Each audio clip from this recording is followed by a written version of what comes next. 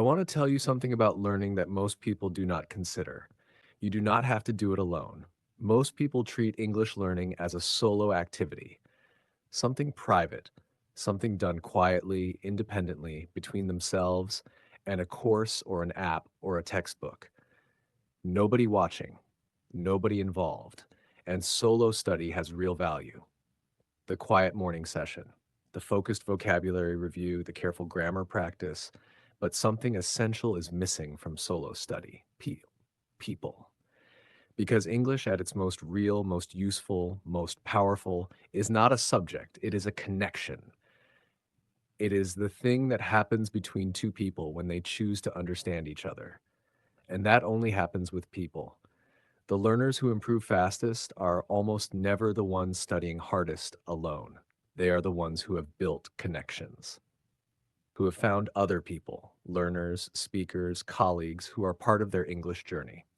Your network, the people around your learning, is one of your most valuable learning assets. Today's story is about a young man named Bilal. Bilal studied alone, consistently, carefully, and alone, until he discovered what learning with others could do. This is his story. Meet Bilal. Bilal was 23 years old. He had just started his first professional job, a junior data analyst role at a technology company. He worked with data sets, built simple reports, and supported a team of senior analysts on larger projects. He was capable, organized, and eager to learn. His manager had already noticed that he picked things up quickly. He had been studying English for 10 months. Every morning, 25 minutes before work, at the same desk, with the same structured approach. A course he followed carefully, a vocabulary app he used on his commute, short listening exercises he completed before breakfast. He was disciplined in a way that had produced real results. His English after 10 months was solid for his level. Reading and writing were strong. He could process English documents comfortably and produce clear, written communication. Listening comprehension was improving steadily. Grammar was reliable. The foundational structure of the language had been built carefully over 10 months, but it had all been built entirely alone. No classmates, no speaking partner, no one to practice with, no one to make mistakes in front of, no one whose understanding of his words he could feel in real time, no one whose response could show him where his English worked and where it did not. He had told himself this was efficient. Other people would slow him down. Scheduling was complicated. Adapting to someone else's level would be distracting. He could move faster on his own. And in some measurable ways, he had moved fast. 10 months of disciplined solo study had built something genuinely real. But one ordinary team meeting showed him exactly what was missing. The team meeting. Bilal's team held a monthly check-in, 25 minutes, the whole data team reviewing recent work and discussing what was coming. That month, a new member had joined from another country. Her name was Priya.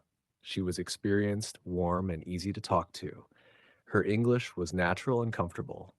The meeting happened partly in English to include Priya fully in the team culture from day one. Bilal followed the meeting well.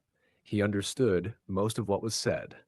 His comprehension, built through months of solo listening exercises, was solid enough to track the conversation without difficulty. But when the meeting leader asked everyone to briefly introduce themselves to Priya and it came to Bilal's turn, he felt something he had not expected. Not a grammar gap, not a vocabulary gap. He had the words, a connection gap. The specific, uncomfortable feeling of knowing the language but not knowing how to make it warm, how to make it human, how to make it the living, breathing, back and forth thing that it actually was between Priya and everyone else in that room. He introduced himself. Short, slightly stiff. He did not ask Priya anything in return. He moved on quickly and felt relieved when the attention shifted. After the meeting, Priya came to find him. She said warmly, "I would love to hear more about your work with the data sets. It sounds really interesting." Bilal nodded, said something brief, did not take the conversation further. He walked back to his desk thinking about 10 months of studying and one warm invitation he had not known how to accept. Lesson 1: The Missing Ingredient. That evening, Bilal thought about the meeting. His English was not the problem. His English had been sufficient for what Priya was offering, a genuine conversation about shared work. The problem was practice. Specifically, the practice of English as connection, the practice of real time, person to person, warm and human exchange. You could not practice that alone. No app could simulate it. No listening exercise could replicate it. It only existed with another actual person. He had been building the structure of the language, the grammar, the vocabulary, the comprehension, but not the human dimension of it, the part that lived between people. He thought about what it would take to fix that. He needed people, other English learners, speakers he could practice with, connections that would make English real in the way the meeting had shown him it needed to be real. He spent an hour that evening doing something he had never done in 10 months of studying. He looked for people. He found an online English conversation exchange platform. He found a free speaking club that met twice a week.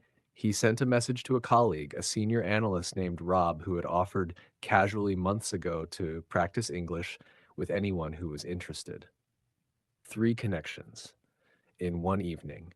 He wrote in his notebook, 10 months studying alone. One meeting showed me what I was missing. Tonight, I looked for people. Network starts now. Daily English sentences. Repeat after me. English is a connection, not just a subject. I need people. I look for people to practice with. That is a study decision. Solo study builds structure. Human practice builds connection. I cannot practice real conversation alone. I need a real person. Network starts now. 3 connections in one evening. The meeting showed me the gap. Now I close it. People are the missing ingredient. I go find them. Lesson 2: What the connections built. 1 month after that evening, Bilal had 3 regular human English interactions.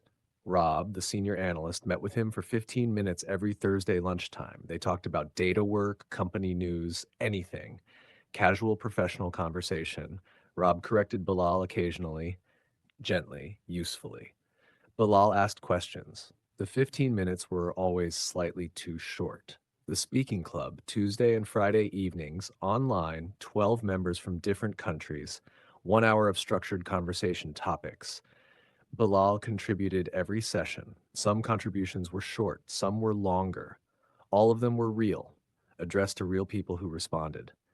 The conversation exchange, a language partner named Kwame from another country who was learning Bilal's native language while Bilal practiced English. They spoke for 30 minutes twice a week. Each person got 15 minutes in their target language. 3 connections, a few hours per week total. And the change, compared to 10 months of solo study, was significant. His speaking had become more natural, not dramatically, but noticeably. Words came faster. Hesitations were fewer. He had started listening differently, not just for the content of what was being said, but for the human dimension of it, the tone, the feeling, the thing behind the words.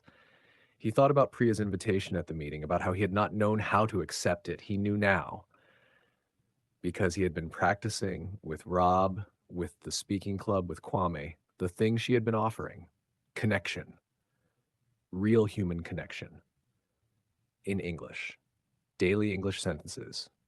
Repeat after me. 3 connections, a few hours per week. The change is significant. I listen for the human dimension now, not just the words. Real conversation practice builds what solo study cannot. Speaking became more natural because I practiced with real people. I contribute every session, short or long, always real. The 15 minutes with Rob are always too short. That is a good sign. Network builds what no course or app can build alone. Lesson 3: The Priya Conversation. 3 months after that evening, Bilal and Priya were both early to a team meeting, 5 minutes before it started. Just the two of them in the meeting room. She asked him about a report he had been working on, a genuine question.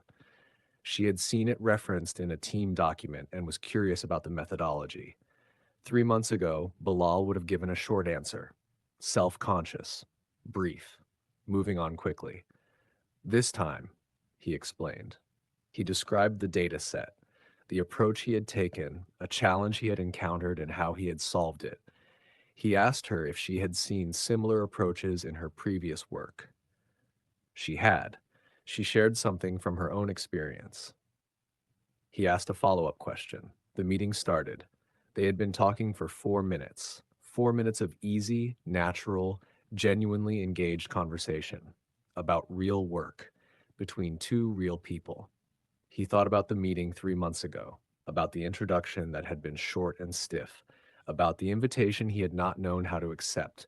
He had learned how, not from the course, not from the app, from Rob and the speaking club and Kwame, from hours of practicing the human dimension of English, the part that lived between people. He wrote in his notebook, the Priya conversation.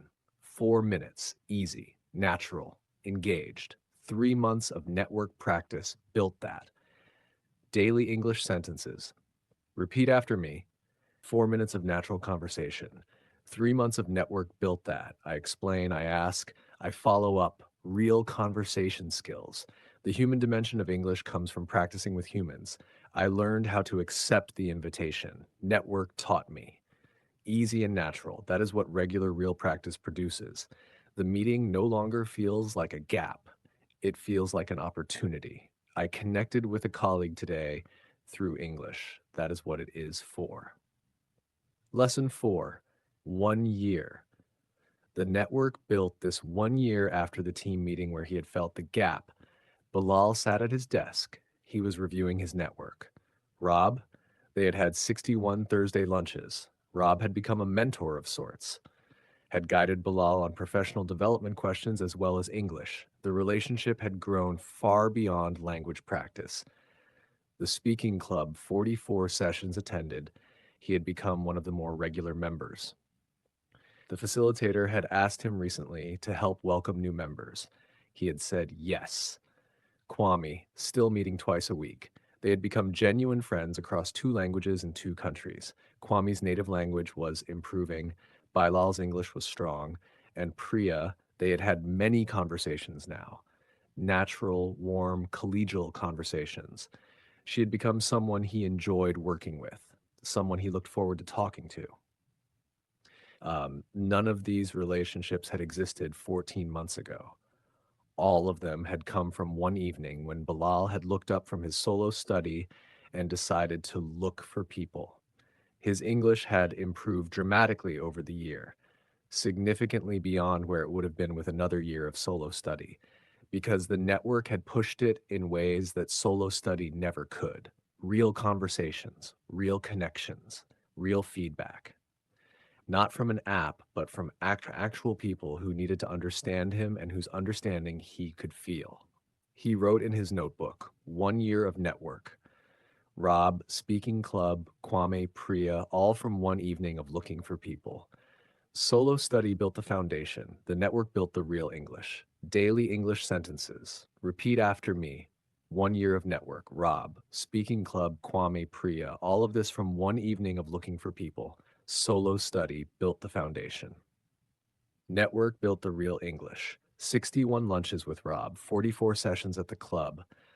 My English improved because real people pushed it forward.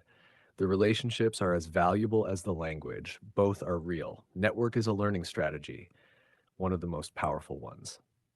Final words. Look for people. Bilal's story is simple. He studied well, alone, for 10 months, and then one meeting, one warm invitation he did not know how to accept, showed him what he was missing, the human dimension. He looked for people. 3 connections in one evening. And 1 year later, a network that had pushed his English further than another year of solo study ever would have. And relationships, real ones, built through the shared experience of language that were valuable far beyond the English itself. Maybe you are studying alone.